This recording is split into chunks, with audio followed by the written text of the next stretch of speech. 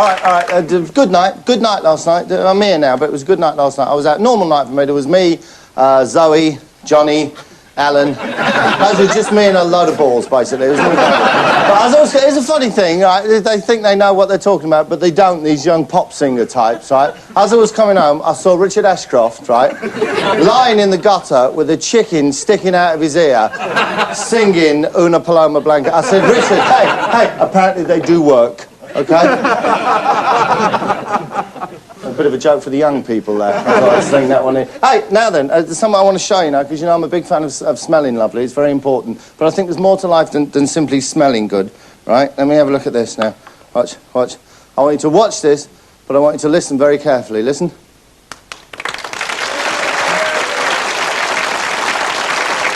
Isn't that fantastic? You can buy it in any shop. There it is. Look. There you go. Applause. That's absolutely lovely stuff there. This is, I'm very, very proud of this. This is an award I picked up from the American organisation. That's for having the biggest talent, I would imagine, in the world of show business. Now then, this is something particularly nasty, especially if you've got children and they're at school. Say one of them gets head lice. Imagine that. Or someone will say to his mate, he's got head lice. Say, what? He's got head lice. And they'll tell somebody else, he's got head lice. And it goes around the school, and eventually, and basically what you wind up is that, see? Chinese whispers. Lice. It's a nasty thing. It really, and the other thing, I've had a complaint from my Fanwy, right, who's my little one-legged Welsh woman who works down in the kitchen.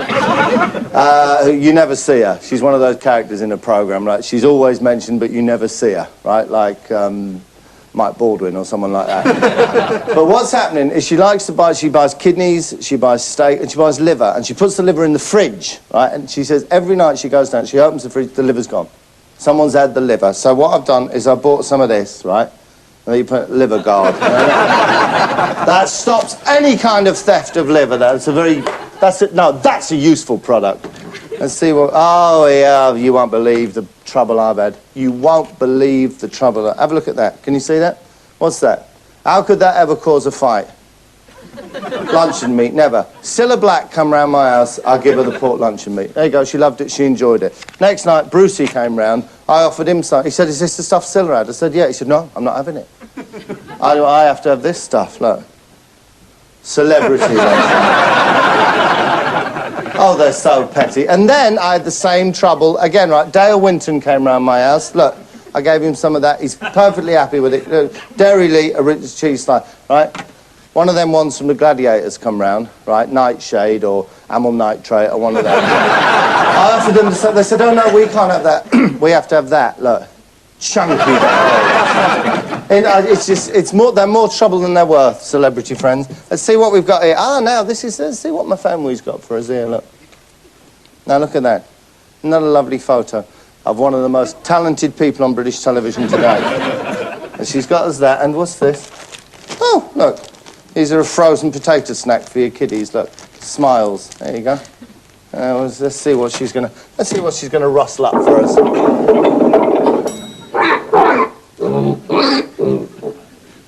And I'm sorry, my family, but I personally don't think that's very funny. I'm sorry.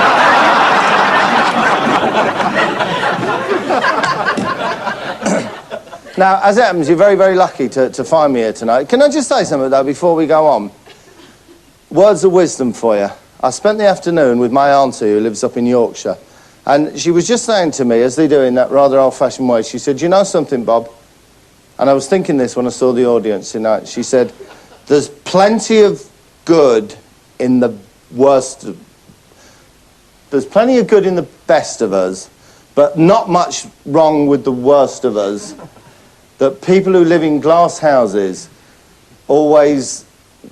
She talks such a lot of bollocks, bless her sweet Yorkshire. Anyway, you're very lucky to find me in, because obviously, normally, I would be out and about. My mate Stagger Lee, right dopey. He won a few bob on the lottery, right? Here's what he's done. He's gone to one of them auctions and he's, buy titles, and he's now the Earl of Canvey Island. He bought it, like 15 grand in an auction. And this is his house, right? Look. He's got his own coat of arms, his own baronial coat of arms, right? Outside his house. And if that ain't bad enough, have a look at this, right? He used to do all his bag wash right here at the quick clean laundrette. but he wouldn't. He said, no, you've got to change the name of it, otherwise I ain't going to bring my washing here anymore. Have a look. Completely mad.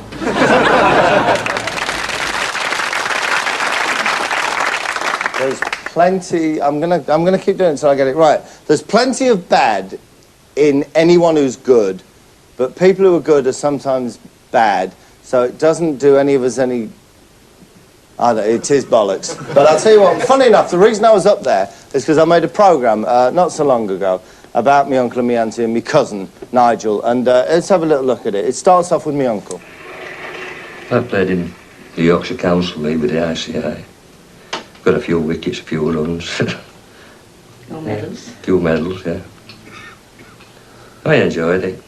I went up, he might have been a cricketer. That's me. As he was saying, he was a very good cricketer. Played minor leagues, got some medals. He was hoping that his son would take up cricket, but his son was just not that type.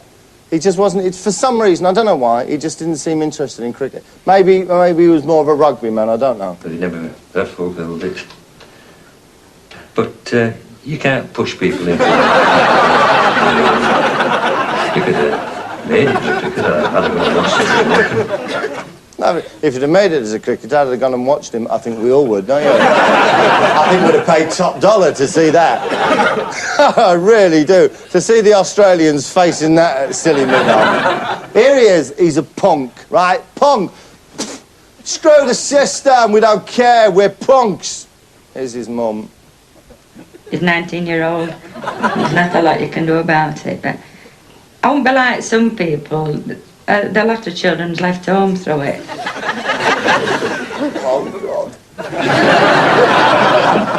Dad, will you go on and will you say, please, will you go on this film and say, I hate him because he's going against me and he knocks me for being in the ward, he's filthy scum. Please, Dad, just give me a bit of cred on the streets with the people, please.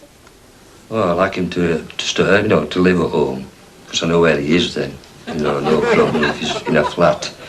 If right now he would getting the right food, because we'll get much more, on the door, so. Thought, if he's at home, we can feed him and look after him and make sure everything's okay. And you see, the people that he hangs around with, one of his mates he hangs around with is a proper, punk. Well, except he don't look like a punk. But apart from that, he's a proper punk. And he sums up the 80s to me, because the 80s, for anyone who lived through them, were a bag of shit. There's no other way of putting it, really. No, in 80s, right, life's a bag of shit, right? So we just take life as it comes, right? Don't think about tomorrow. Just do what it is today, You might get your dole on a Friday, right? And you go and spend it all on hell, you know what I mean? And gigs. And gigs. What, like if Duncan Norvell's playing at the... No, those gigs... Music was very, very important to them because they're very talented musicians, so I'm just going to show a little bit now. It's my cousin playing the guitar, and his mate, right? His mate is fantastic. Bright Tony, they used to call him, because he was always chirpy and bright and chipper. He's sitting on the other bed.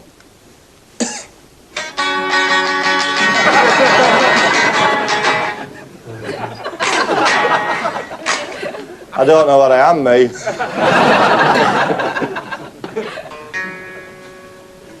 When Pistols come on, they just went, yeah, straight in scene and they just took over and everybody just went mad on them and that. I think that's why they bummed, because they were different, That's why punk come from it, because they give us the incentive to be different, not to stick to their regulations and the poxy music and the poxy music press and that.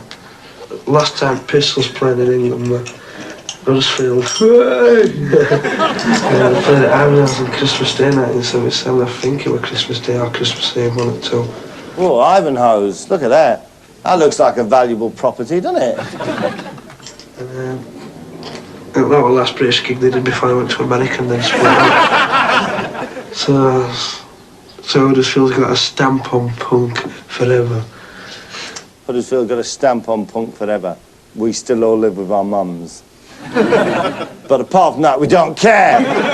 They're funny, though, because they are punks. They're punks in spirit, but they don't look like punk. One or two of them have got the spiky hair, but they're a bit funny looking, really. You should have seen it in 77 a lot. That's when it first started. It was really good and more violent. Not really a punk. He's the little bloke off of Fantasy Island, really. And he's not a punk. All right, a little bit of punk there, but it's not, you know what I mean? Hell of a lot of violence. I still think, well, it's the same, you know what I mean? Like, I still sort of see these, like you say, and I still Bit feel punky. I'm still part of it, even now, you know. They call me granddad, a lot of them, you know.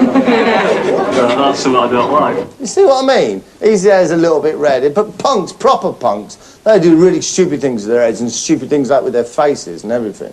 Right? There's one or two proper punks. No, Like sorry. him, look.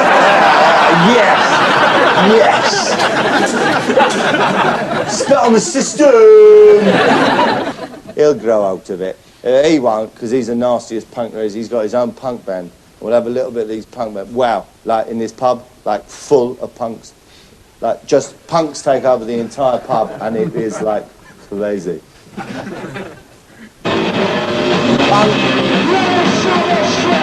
Punks, punks! Yeah, we are the punks! Yeah!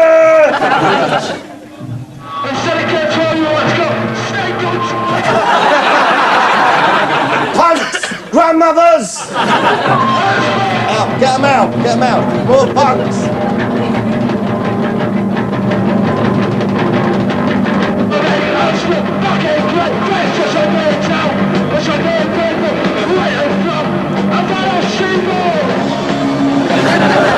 I'm up next for the karaoke, right? I've got my name down for New Rose, and I'm doing Anarchy in UK. Fantastic punks they are. We can have a little bit more now of his dad, right? His dad has summed up the whole punk music system. Sometimes I can't understand what they're singing about, you know. I think I get the opinion that it's trying to make a point, aren't they? I don't know who to, you know, they're always making a point about something. I think that's what the theme is. Which I believe you find are the sleeve notes to Never Mind the Bollocks. Always trying to make a point. I don't know what point is. I think that's about it. I went back and I think I filmed me Uncle and Auntie again. I don't know what happened. I think, well, what if they saw me with my son, you know? Now, well, there's so much good in the best of us, yes. the worst of us, and so much good in... No, what is it? There's so much good in the best of us and so much bad in the worst of us. It hardly behoves any of us to criticise the rest of us. And it's true. Shut up. She's an old lady. Right, no. But what she's saying is this. This is my son, right? You might laugh at him. Hey, but look at your own children. Because there's two things, right? People in glass houses shouldn't throw stones. And let him who is without sin cast the first stone, right? These apparently are interchangeable in Huddersfield. They shouldn't, love. And there's quite a few glass houses knocking about. Some people who melt right out about. But they're always the first to cast the first stone, aren't they?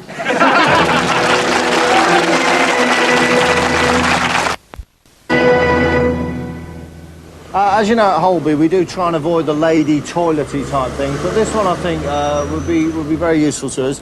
As you can see here, it's the ladies' toilet.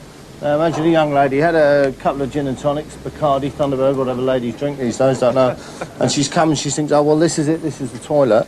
Crouches down behind these boxes for a bit of privacy, realises her mistake, and she's actually, you know, as it were, doing the downstairs plumbing thing in the street, then stands up in her embarrassment, maybe a car comes, starts her, tries to run, but still with the undergarments around the knees, around the ankles. Well, she'd go over, all sorts of damage you could do here, to the cranial region. Not, you know, I don't think we'd want to get involved with the plumbing, the business of the plumbing department, but certainly here, cranial injuries, maybe rolling off the car into the boxes. Lovely, and also here, I'd give a little call to my friend on the Sweeney. That's coming back there. I always find this kind of thing useful because we do interact in the TV world. But this is absolutely smashing for us with the lady toilet type thing.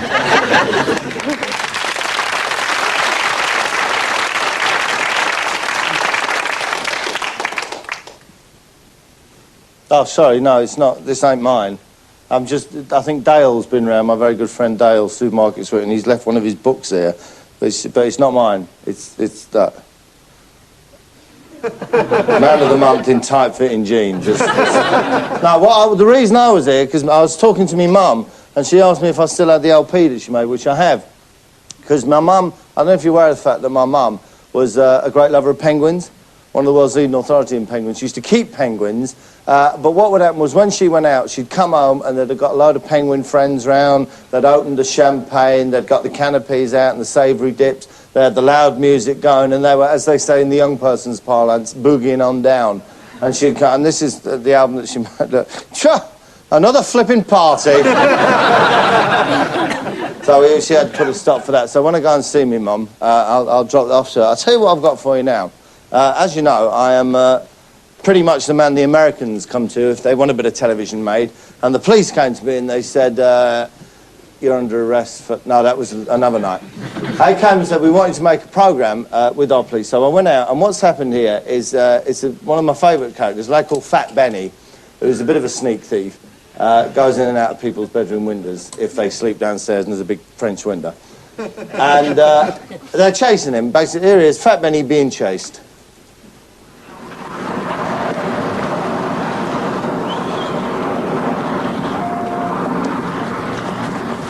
Stop running, we got a dog coming. Benny thinking, a little bit of a snack for me then. Stop running, Benny. Hey! Stop running, Benny. There you go. Anyway, eventually they catch Fat Benny, and here he is now. Now, they've got a bit of a problem here now with Fat Benny. Fat Benny's got his own problem, which is if you break out from a federal penitentiary, Benny, first thing, lose the shirt. But basically, but because he's climbed over all these fences, he's stuck in this little paddock, and there's a bit of a problem with getting him out. But they sort that out, no worries. There's going to be a way to get him. We'll squeeze you through there.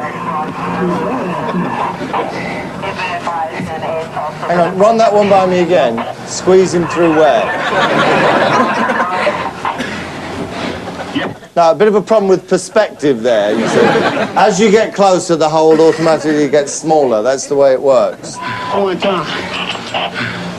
Over here. Want to take him around to the gate? Over here. Squeeze me through here. No, we'll squeeze him through. He's all right. Squeeze through there.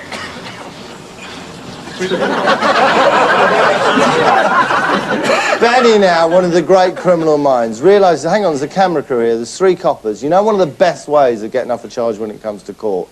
Claiming police brutality. They brutalised me. No confession can be upheld because I was brutalised. Benny, go. Get yourself through, bud. Go. My arms bleed.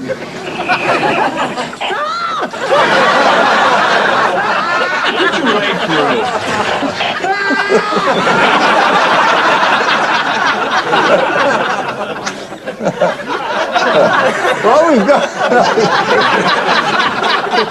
What we've got here is the great pissed off copper. Look, I'm in agony, Benny. Just put your leg through. Put your leg through. Put your damn leg through. Put your leg through. Look at my arm, cuz. Okay. Step through, Benny. Step through. Push the gate, cuz. Step through, Benny. Tell me to let go of your arm. Can you push the gate? Go. The gate. Step Oh, yeah, I through. can push that. Push the gate. Go. Oh, I can't walk now. Push the gate. Oh, that's it. I've been brutalised. And his other problem, of course, as you no doubt saw, he ripped that rather expensive T-shirt he was wearing. Terrible thing. And because Benny's a man who spends a lot of money on his clothes, because he now has a panic attack that they've stopped him. They're going to put him in the police car, but the car he was in before has got his clothes on. And wow, it cost a lot of money because he's a snappy dresser. Hey, Pac-Man, can I get a favor, though? Well, maybe. Can I get my clothes out the back, cuz? Where am I going to put him? Take them in jail with me, cuz. Yeah, go down for you. No, my clothes in there. Little $100 in that bag, cuz. $100 clothes, cuz. There's $100 clothes in there, man. Come on. And to prove I wear expensive clothes, look, just to make the point even more clearly, I'll start talking slightly fey. What's in there? Little $100 in that bag, cuz. $100 clothes, cuz. It's like 100 clothes. I shop on Rodeo Drive. Don't get his clothes from him. Don't be horrible and read him his rights. Them expensive ass clothes in the back seat. I just picked them up. Go and get his clothes. Listen up, okay? Before you go anywhere, listen up. You have the right to remain silent. Anything you say can be used against you in a court of law. You have the right this time to talk to a lawyer and have him present with you while you're being questioned. Did you understand all that? Do you understand all your rights? No. Here's a point, right? Look. I think that is a point of law, though. If you don't understand your rights, then you're not under arrest, are you? I don't know. I think it's right. Did you understand all that? Do you understand all your rights? No. You don't? What don't you understand? What you just read. Okay. Number 2 and 3 and 4. Okay. I don't understand any of it. Not number 2, number 3, number 4. I remember how many there were, but I don't understand any of it. But all because I'll tell you why, because my mind's distracted. Because I'm worried about my $100 clothes. Okay? And I'll make a deal with you. I'll understand my rights if you'll get my $100 clothes. All right. Well, we'll get you a crayon over there and we'll write it out for you, okay? How's that? Here they come. Thank God for that. Nino Ferrucci bag. $100 pair of shorts, those would be to put on. Yeah. Woohoo! Look at those.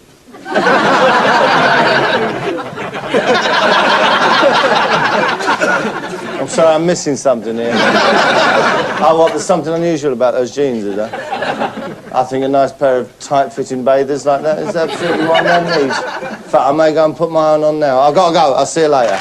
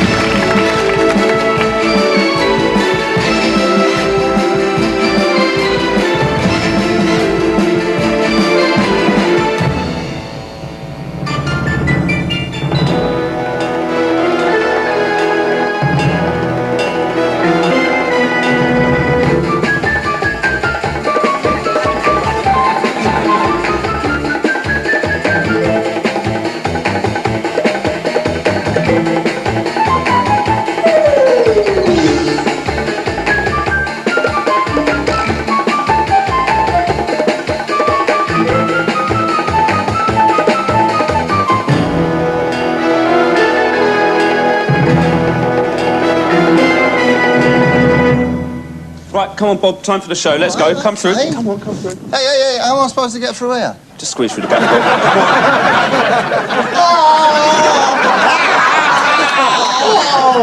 Put your foot through. Listen, remember, you walk on, you tell some jokes, pick up some props, do some video clips, make them laugh. Do you understand that? Nah. You understand, Bob? Everything you just said from 1 to 4. That's me, Dad. All right, Dad. How you doing? Me Dad's in. We like for him to be at home so we can feed him and look after him and make sure that he's okay.